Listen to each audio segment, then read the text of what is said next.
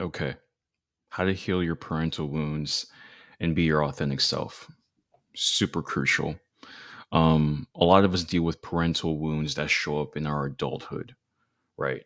Um, Things that happen in childhood that affected us in childhood, and then these phenomena show up in our adulthood, right? Jobs, relationships, friendships, all these wounds that we may be unconscious of. We may be unconscious of how these wounds are how these wounds are running our lives. So in this video, I'm going to break down how to heal, how to identify and heal these wounds. Also give real life examples from my life and how I healed some wounds of mine. So very crucial video. Let's get into it. As always, I will have this doc in the description box or the top comment, and you guys can access it. You can just make a copy and go from there. So what are parental wounds? Let's define it. Parental wounds are emotional injuries we experience as children in response to how we were parented, especially when our core needs for love, safety, acceptance, and autonomy weren't fully met. These wounds don't just disappear with time, they shape how we think, behave, relate, and even how we see ourselves long into adulthood. Absolutely. Because when these wounds happen at such a critical part of our lives, aka let's say first 7 years, the very formative years of our lives, we start to have it starts to get really lodged in, and we start to believe like, okay, this is how people respond to me. If I do this, this is what things will lead to. If I um become vulnerable, that is unsafe because someone will take advantage of that. For example, if you experience that in childhood, you may still carry that wound with you into adulthood, leading to you not being able to be vulnerable in like a relationship or a friendship, for example. So in this example, it's your mother yelled at you anytime you were emotionally vulnerable with her. This might create a wound where you don't feel safe expressing your emotions for fear of being lashed out at, disapproved of, or even abandoned. This could show up in your adult relationship, therapy sessions, job, friendships, and more. Right? If you're running into this blockage of, I feel like I just can't share this about myself, you have to go back in time and be like, why do I feel this way? Especially for those of you that have like an avoidant um, type of attachment style. You may think, oh, I was just born this way. Well, are you sure? What about your childhood made you more of an avoidant, made you want to be more isolated, right? More protective around yourself. There's different types of avoidance out there, but you get the picture. So, how do parental wounds happen? They happen because our caregivers were wounded themselves, aka they had unhealed trauma or shame that is passed down from generation to generation. I talked about this in my toxic shame video. When you understand this in a way, it can help you kind of understand why your mom or father, your mother or dad is the way they are the way they are. Basically, it's like you go back in time and you understand. Okay, your grandmother or grandfather was this way. Your aunts and uncles were this way. It's kind of a cultural, familial kind of tendency. Next, we were taught conditional love. Be good and I'll love you. Right? Win this competition and I'll love you. Get good grades and I'll love you. Now, they don't consciously say that. It may be something you pick up subconsciously based off, their behavior. So, and it doesn't even necessarily mean that this is always true. Here's what I mean. You may seem to only get love from your parents when you accomplish something. So you can start to learn that, okay, I'm only worthy of love when I do things, when I accomplish. Now, to your parents, that may not be the case. May not be the case. Maybe they love you regardless, but to them, accomplishment is a status symbol. It's something they can brag about, etc. And then some other parents, it is kind of like that. Like they really only view their children, the love for their children conditionally. So that can create a huge wound. So when you get older, you start to feel like you have to constantly do to get love. You have to accomplish, succeed, succeed, succeed. And you think, oh, this is just a natural, this is just what I like to do. I like to succeed. It's fun to succeed. But what if that's actually coming from a wound where if you don't succeed, you feel like you'll lose love? and people will abandon you. Next, you were ignored, criticized, or controlled, or emotionally manipulated. This will definitely create a wound. We seek love when we're young. It's a form of protection. It feels good. If you're constantly being ignored, criticized, or controlled, emotionally manipulated, you're not going to have that sense of safety. Our individuality wasn't celebrated; it was corrected or silenced, especially with cultures that are very collective in nature, where it's not cool to be your own self, your individualistic self. So now individualism may be difficult for you. Now maybe you go along to get along in adulthood because individuality was not celebrated. Emotional needs were dismissed, aka you're too sensitive or stop crying, man up. Even when you voiced your needs, they were still dismissed. I've experienced this myself, right? Saying to someone, hey, this is what I need, and then that's still being dismissed or not taken seriously. That creates a wound. It creates, again, mistrust in people. I've talked about this. My attachment style is more on the avoidance side. And I've worked on it, it's gotten better. But part of it has been from not my emotions not being validated. Now, do I like blame my mom super hard about it? Part of me kind of does, but not really, because I understand the culture she was raised in. And I'll talk later in this video about the whole like parents did their best mindset, which I think has some truth to it. But you don't want to get so lost in that where you end up not validating your own experiences. Even if they did the best, there's aspects of it where it could have been better. And that's why, we'll talk about how to approach that. So next we have here even well-meaning parents can wound their children when they're parenting from fear, projection, or unresolved pain. That's why parenting is such an important skill, because you're learning how to obviously raise an offspring, but also you're learning about your own traumas and wounds. That's why I think if people are looking to have kids, you better be conscious of your traumas and your wounds, because I'll talk about it soon. Wounding, parental wounds just don't come about by a parent being aggressive or mean or critical or authoritarian.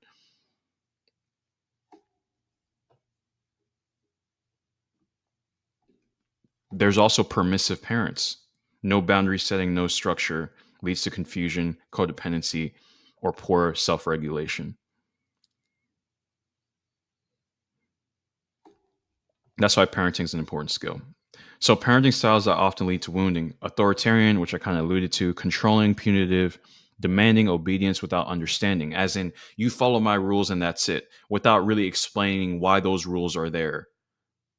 What is the end goal of having these given rules? This leads, but if that isn't explained, then it leads to shame, fear of failure, or rebellion of some kind.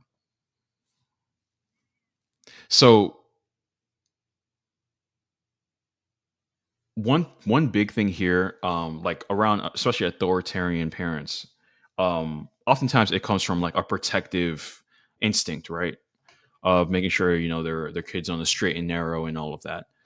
But often also it also comes from like this idea that the child is mine, and your child is yours, right? Like you gave birth and genetics to this child, and you're raising this child. But this mindset of this is my child also comes with, they aren't their own person, they're my child. So your ego is saying this is mine. Yes, I'm taking ownership of it, and it can't operate outside of me. And this is what leads to parents being like, the kid gets older and they're like, oh, I didn't raise you that way, I didn't raise you like this. It's like, bro, they're their own they're their own person. Yes, you didn't, like, okay, you raised them a certain way, but what if some of the things you taught them doesn't align with their values? They're their own person. But if you've been taught the same way you're like, if you've been parented how you're parenting now, you're going to normalize that mindset. You're going to normalize those behaviors.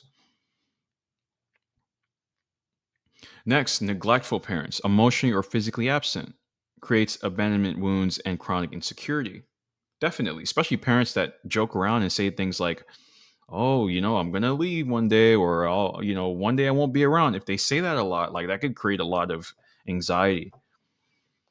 Also parents that tend to be just, absent, not in the picture. Parents that break their promises, saying they'll show up and they don't.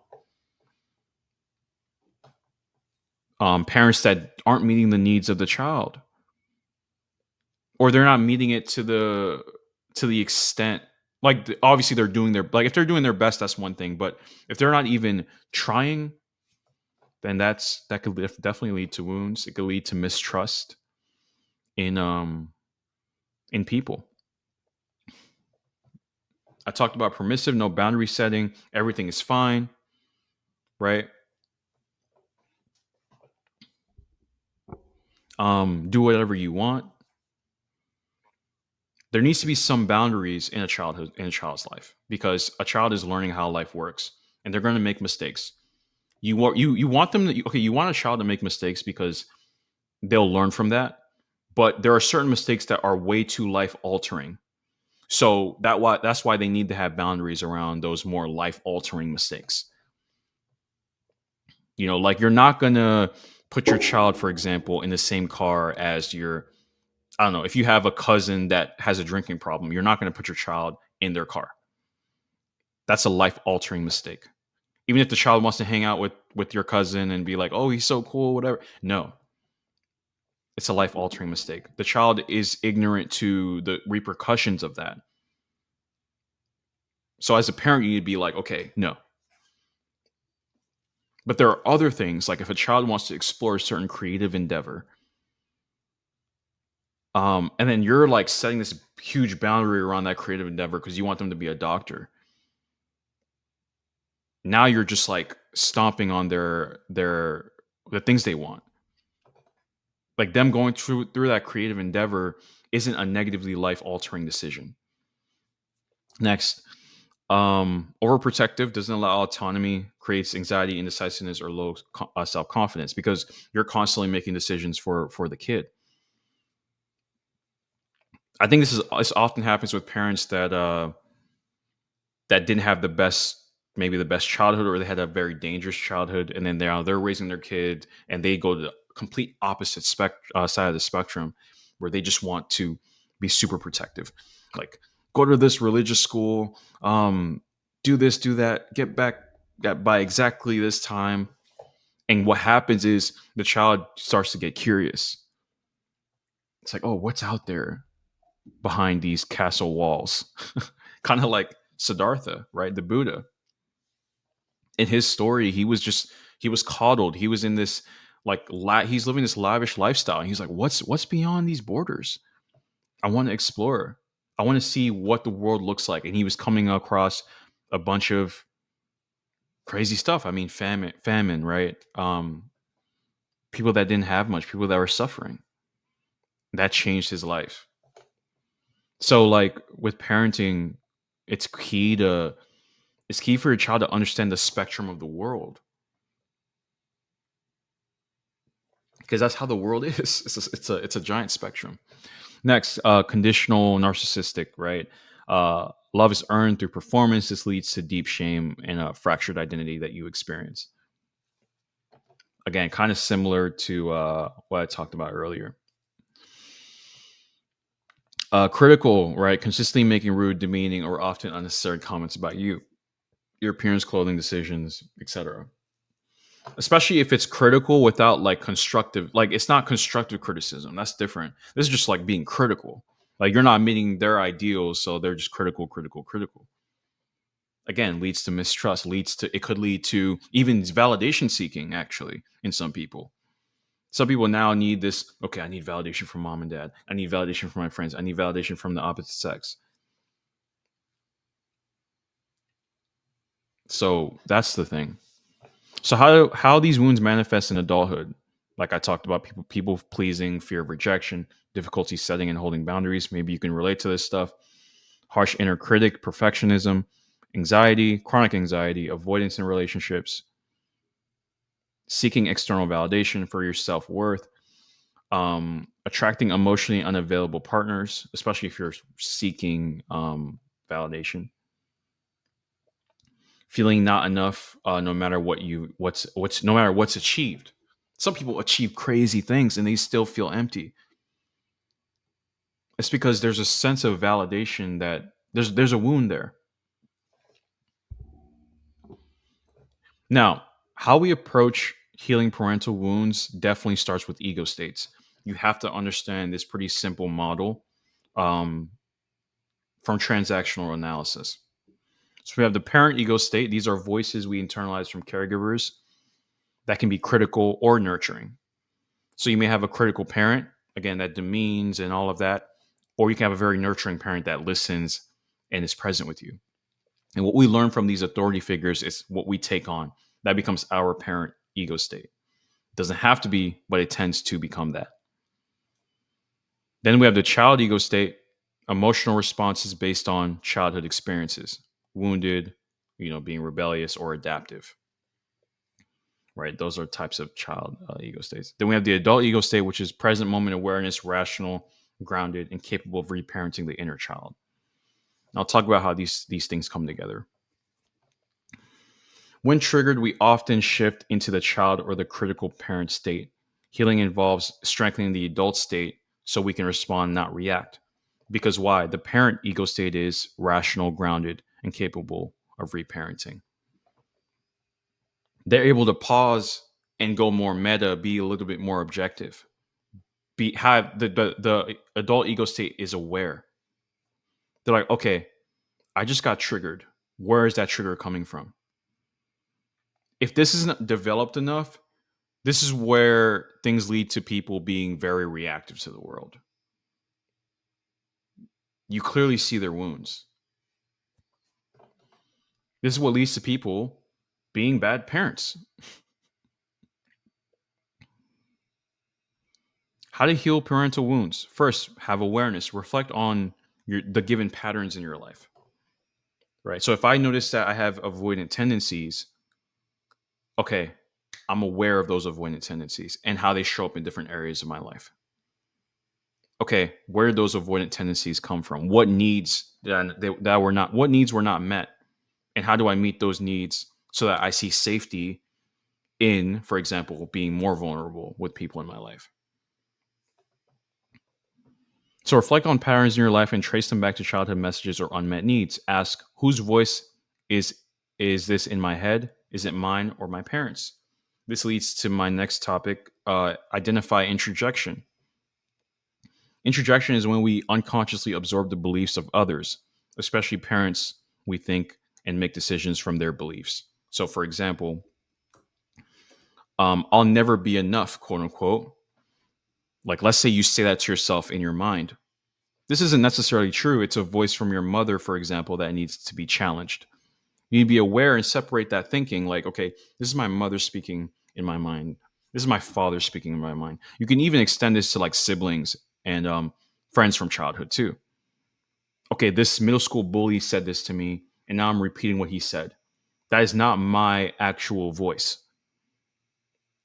So I'm going to challenge that. This isn't my voice, and this isn't true. So another example is, quote, why did I make that mistake? I'm such a loser. I'm always a loser, or something like that. This isn't true. It's a voice from your father, for example, that needs to be challenged. And you can journal about this stuff. What beliefs about myself or the world are not truly mine? And you might come up with some crazy realizations. All the introjections that have gone on. There are probably life altering decisions you made right now that weren't even your decision. It came from somebody else that just introjected in your mind. And this awareness, it's like it's kind of like an intuition too. Like there's a certain voice that someone in your life has. There's certain words they use. If they're in your mind, and you hear those words in that certain tone, you could kind of identify that, okay, this isn't me. This is someone else speaking. And it's coming from a wound I have. Maybe this parent was critical. Me criticizing myself, this is my parent being critical of me. And it's what I'm used to doing, so I just keep doing it. Next, inner child work. Connect with the version of yourself that was wounded. Become that adult ego state and connect with the child ego state. So in my example, um, so yeah, you could speak with your child with compassion, like you didn't deserve that, you are worthy, or you deserve this, or it's okay for this. Like here's my example. A few weeks ago, I visualized myself healing my inner child's ability to ask for help. Basically, I went back in time to my family's 2004 apartment, and I was in the living room with my inner child, and my mom was in the kitchen cooking, and I was talking to my inner child. And I said, "Hey, it's okay to ask for help." And then I pointed at my mom, and I was like, "She is always willing to help you. She's always doing her best, and she's always willing to help you, even though at times she can she can be a little bit critical. It is safe to ask for help." And I said that in a very empathetic tone to my younger self, and then I gave myself a hug. This is my adult ego state. You could also say parent ego state, hugging my child ego state, my inner child. And it's key to do this, maybe 2 or 3 times per week, and see what happens. How do you feel afterwards? How do you feel towards your parents afterwards? How do you feel about yourself afterwards? How do you feel about life afterwards? Be mindful of that. So visualization is a critical, great way to help alleviate parental wounds, especially when you take on the responsibility of the parent yourself. If your parent was very critical, you become the nurturing parent. If you do that consistently, you start to program something new. Writing letters to your younger self is great too. Somatic practices um, also helps. We're processing, pain in the body. So next is reparenting yourself. So be your own parent and show up for yourself in ways your parents didn't. Be nurturing and loving. Your inner child is still here, and he or she comes out more when he or she is triggered by something. So reaffirm the new beliefs and be patient. So every time you feel a sense of safety, or you're being very critical of yourself, you identify, okay, this is a parental introjection. Let me be the nurturing parent, come in and ease the anxieties of myself. Like, let's say you applied for a job and you love to succeed. Your success is a form of love that you receive because you've been told that performance is how you get love. Let's say you don't get that job that you wanted and you feel like a failure. Become the nurturing parent for yourself and tell yourself it's okay. Tell yourself that your value is not dependent on what you do. This kind of alludes to what I talked about in my identity resonance program, doing self love versus non doing self love. Like people have this doing self love, which is tied to their economic value. Like, okay, I'll make this amount of money, I'll gain these skills, and then people will appreciate me. I mean, that's cool, but it better not be your only form of self love or feeling love. Me, I take it to a spiritual level where it's non doing self love. I was created by Source. That's a lot of love. That's a lot of value. So it's not like you have to do anything. But yes, in this world, right, us doing things leads to our us benefiting, right? The collective benefiting. Somebody having a certain skill like wood cutting, for example, helps build houses, right? Which is great. But that's not the person's only value. Continuing on here, set boundaries with your parents from the adult ego state standpoint. Speak kindly to yourself and meet your emotional needs consciously without negative compulsive addictions that numb you. So if you visit your parents or you're in talks with your parents, all this stuff, and they're crossing a boundary that you've identified that they've been crossing too much in the past, and they're doing it again, Bring that up. And if it doesn't sit well with them, that's fine. You're your own nurturing parent now. And you understand that, hey, they responded to your boundary setting the way they did because that's how, like, they have normalized crossing boundaries in that way. The culture that they were raised in is maybe toxic. You're like, okay, if it doesn't sit well with them, okay, that's fine. But you still have that boundary in place and you don't need their validation. This doesn't mean you don't love your parents anymore. Of course, probably you still do good. But it means that you're not going to put up with nonsense. Um, and meet your emotional needs, right? Like, people tend to numb themselves away from the certain emotions they feel because it's uncomfortable. But when you become present with those emotions, you start to feel more safe around them. And you probably have, and you can actually start the journey of healing those wounds so that you don't have this need to compulsively seek out things that help you escape. This leads to, build self-soothing practices, breath work, affirmations, coaching, therapy, right? Other people helping you in the process. Hertz music, just so for your overall vibration. I listen to Hertz music a lot. I love it. Puts me in great states. Just playing it in the background and on my headphones. 432, 777 999. Yoga, visualization, journaling, all these things to calm the nervous system down, to ease the mind. Release toxic shame. Shame says, I am bad. Replace it with, I was doing my best with what I had. Also, speak your shame in safe places. Healing happens in connection and being heard by other people, by being validated by other people as well. So, again, coaching, therapy, or even a friend that hears you out and validates where you're coming from. When you feel validation, there's no longer a what is wrong with me stigma. That's what shame is rooted in. It's like, what is wrong with me? It's, I am a bad person. What is wrong with me? I'm the only one like this.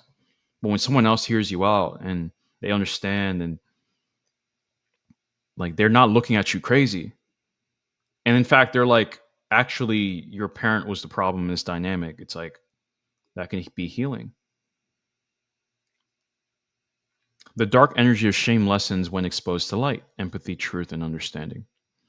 Reclaim your authority. You no longer need to seek your parents' approval, especially if it keeps you small, especially if you're your number one parent now. You're now your nurturing parent.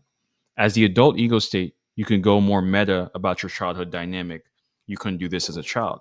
Remember, the adult is rational, educated, and their ability to go more meta and see the dynamic between the child and the parent is way better the child than a child can do.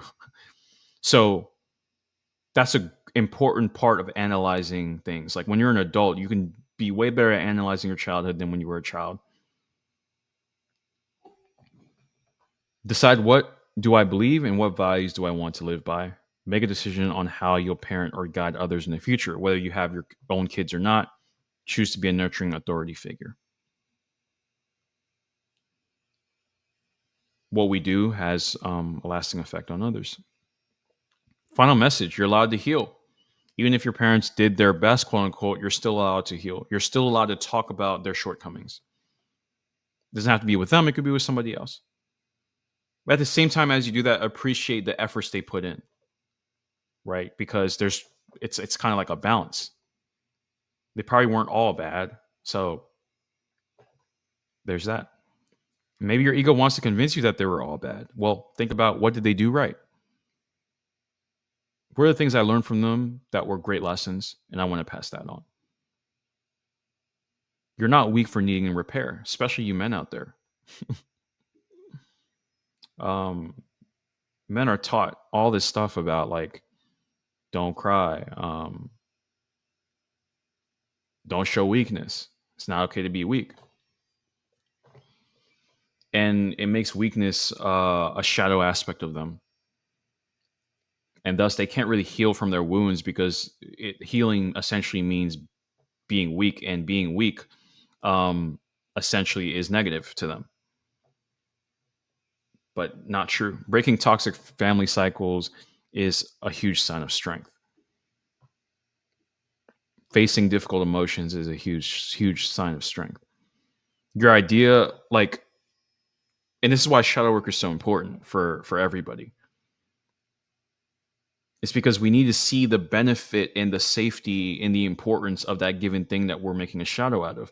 Weakness has a lot of important aspects to it. And even like and it depends on how you define it, because identifying your wounds can be seen as you being vulnerable and weak or being strong. But hey, both strength and weakness are important anyways. So it doesn't even matter how you define it. The shadow work is key. Um so start reparenting yourself and begin stepping into your adult ego state, being grounded, empowered, and authentic. Hope this helped. I'll link this in the comments. If you need help with this, of course, join my monthly coaching container. I'll have the link in the description box here. You can learn more about the program, and I'll be happy to help you with your parental wounds or any other things you find to be sticking points in your self development journey. Thanks for watching. Appreciate it, guys. Take care. Peace.